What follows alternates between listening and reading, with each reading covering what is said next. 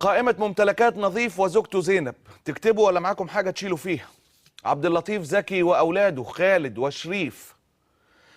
زوجته زينب عبد اللطيف زكي وأولاده خالد وشريف، وممتلكات نظيف تضم 5 قصور و4 قطع أراضي و4 شقق فاخرة و4 سيارات فارهة وحسابات بالبنوك تقدر بعشرات الملايين من الجنيهات.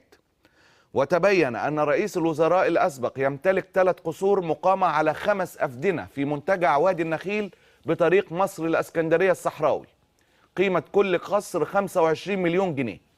واعترف نظيف بهذه الممتلكات، عفارم عليه. وتبين حصول نظيف على شقة في أبراج سان ستيفانو بالإسكندرية. والله عندنا قصة كبيرة لأبراج سان ستيفانو من كتر القصص والهم وإن احنا عايزين نتكلم عن المستقبل مش عارفين نتكلم فيه.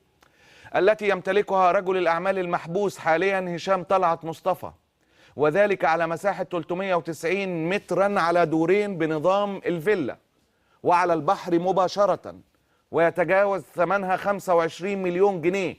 وتبين أنه اشترى الشقة من هشام في نفس التوقيت اللي أصدر فيه قرار بالموافقة للأخير على تعلية دور كامل بالمخالفة للقانون في فندق فور سيزون بالأقصر على النيل مباشرة.